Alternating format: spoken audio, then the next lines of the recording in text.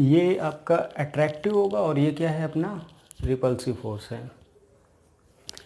अब बात करते हैं कि इसके थोड़ा मैग्नीट्यूड पे चर्चा कर लेते हैं। अभी तक तो हम लोगों ने डायरेक्शन किया कि दो पॉजिटिव चार्जेस है तो रिपेल करेंगे, दो नेगेटिव हैं तो भी रिपेल करेंगे, पॉजिटिव नेगेटिव है तो अट्रैक्टिव होगा। और किस तरह से फोर्स लगेंगे, दोनों को एक लाइन से ज्वाइन करो, उसे लाइन के लॉन्ग, ठीक है। अब एक बात और कि उसके मैग्नीट्यूड का थोड़ा ऑब्जर्वेशन देख लेते हैं। तो ऑब्जर्वेशन कैसे देखा जाए कि अब ये पता कैसे चलेगा कि ये दोनों फोर्सेस इक्वल है या फिर नहीं है। तो इसके लिए क्या किया गया, मान लो ये दो मास ले लिया गया सेम, दोनों का मास सेम रखा जाए और इन दोनों का मास अगर सेम है, एक को होल्ड करके दूसरे को छोड़ दो, तो दूसरा एक गिवन टाइम इंटरवल में मान लो जितना डिस्टेंस कवर करता है, फिर इसको होल्ड करके इसको छोड़ दो तो वो भी उतना ही कवर किया। तो इसका मतलब एक आइडिया लग गया कि फोर्स तो सेम रहा होगा, क्योंकि मास सेम है, सेम डिस्टेंस कवर कर रहा है, तो इसका मतलब फोर्स सेम रहा होगा, ठीक है। तो यहाँ से और सारे कई कंक्लूजन किए गए, जिससे ये कंक्लूड कर लिया गया और सारे एक्सपेरिमेंट में, जिससे ये कंक्लूड कर लिया गया कि अपना मैग्नीट्यूड जो होता है फोर्स का सेम होता है, ठीक है। यहाँ तक बात करते हैं। बात कर रहे थे हम लोग इलेक्ट्रोस्टैटिक फोर्स के बारे में, चर्चा चली रही थी।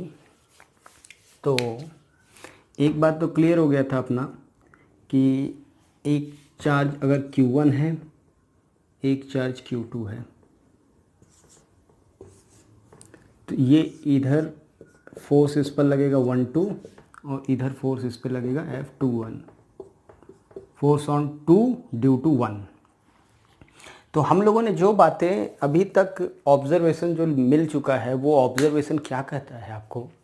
तो पहला ऑब्जर्वेशन तो ये बोलता है कि electrostatic force acts on two different charges, मतलब दो चार्जेस पे, दो अलग अलग चार्जेस पे लगेगा, तो डिफरेंट पॉइंट चार्जेस, पहला ऑब्जर्वेशन। दूसरा ऑब्जर्वेशन क्या कहता है कि direction of electrostatic force is always opposite to each other. चारों ही केसेस में आप देख लो, plus plus, minus minus, plus minus, minus plus, सारे केसेस में आपको समझ में आ रहा होगा कि सारे ही केसेस में डायरेक्शन इलेक्ट्रोस्टैटिक फोर्स का क्या है, अपोजिट है। और डिफरेंट चार्जेस पे लग रहा है, पहली बात।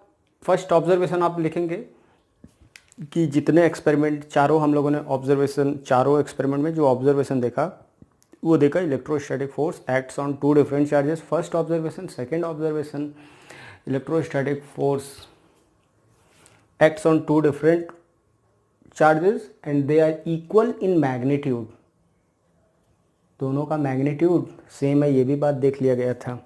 और एक बात दिख ही रहा है,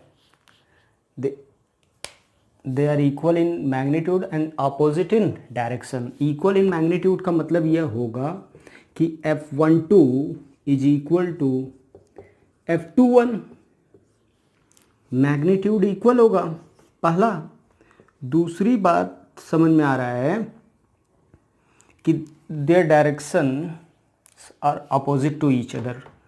अपोजिट डायरेक्शन होने का मतलब इक्वल मैग्नेट, अगर इन दोनों को एक सिस्टम मान लें, एक सिस्टम मान लें, तो एक बात कंक्लूड कर सकते हैं कि F12 is equal to minus times F21, sorry F21, इसका मतलब हम कंक्लूड कर सकते हैं F12 plus F21 is equal to 0, यानी F net, net force acting on system of charge is 0। अगर दो चार्ज रखे हैं तो नेट फोर्स दोनों पे मिला के वो क्या होगा, 0। और ये सारे पॉइंट्स आप लोग लिखते चलेंगे। ऑब्जर्वेशन नंबर 1 क्या था अभी तक, फर्स्ट ऑब्जर्वेशन अपना था कि electrostatic force acts on two different charges, पहली बात। They are equal in magnitude and opposite in direction. तो इक्वल इन मैग्नीट्यूड का मतलब कभी भी दो चार्ज रहेंगे, दोनों का मैग्नीट्यूड सेम होगा, दोनों का डायरेक्शन अपोजिट होगा, वेक्टर में अपने को पता है। तो अब इसको इधर लाओ तो देखो दिख रहा है।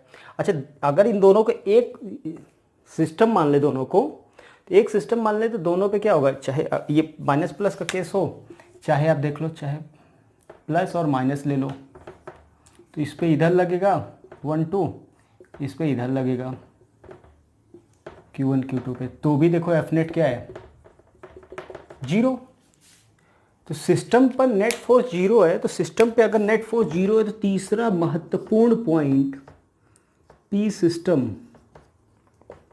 Remains constant. पी सिस्टम मतलब linear momentum, linear momentum conserve रहेगा।